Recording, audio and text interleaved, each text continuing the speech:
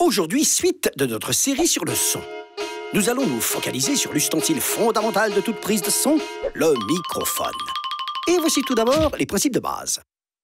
Comme nous l'avons vu précédemment, il s'agit de capturer une vibration de la pression de l'air. Pour cela, rien de mieux qu'une délicate membrane qui vibrera au moindre souffle de son et dont nous allons enregistrer les déplacements à l'aide d'un courant électrique. Deux procédés principaux existent. Dans un microphone électrodynamique, on s'inspire de la dynamo de vélo. Une bobine électrique est fixée à la membrane et son déplacement dans le champ magnétique d'un aimant crée le courant électrique.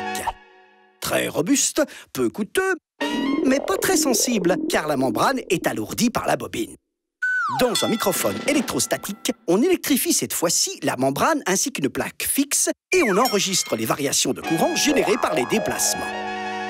Beaucoup plus léger, donc sensible, mais cher.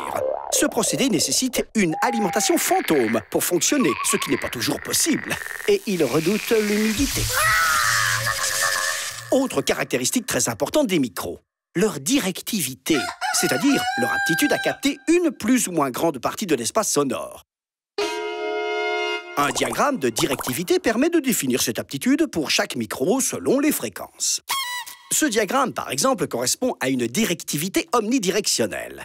Les fréquences de 5, 10, 15 et 20 kHz sont captées quasiment de la même façon à l'avant et à l'arrière du microphone.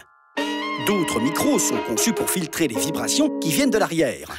Le diagramme prend alors une forme de cœur et on les appelle microphones cardioïdes, voire hypercardioïdes.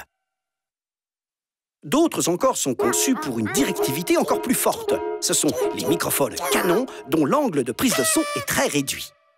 Comme nous l'avions vu précédemment, tout l'art de la prise de son consiste à équilibrer le son direct et le son réverbéré d'une scène. Or, comme ce schéma le montre, la distance à laquelle cet équilibre est atteint varie avec la directivité. C'est pourquoi les microphones hypercardioïdes sont en général privilégiés en tournage. Ils permettent de s'éloigner suffisamment de la scène pour ne pas figurer dans le champ tout en conservant une grande souplesse de travail. Alors que les microphones canons nécessitent, eux, une très grande précision. Pour terminer, parlons un peu de stéréophonie. Comme vous devez le savoir, nous sommes munis de deux oreilles. Et ce sont ces oreilles qui nous permettent de localiser les sons. Un son sur notre gauche parvient un peu plus tard et un peu moins fort à notre oreille droite. C'est ce que la stéréophonie cherche à reproduire. Et même si nous verrons par la suite l'importance du mixage à ce sujet, les plus exigeants d'entre vous s'intéresseront sûrement à la prise de son stéréophonique. Plusieurs procédés existent. En voici les principaux.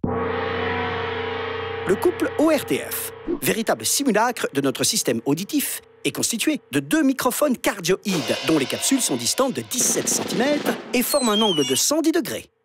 Il est peu encombrant, mais de très bonne qualité.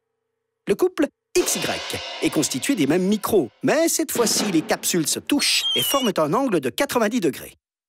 Il est compact et facile à manipuler, mais de moins bonne qualité.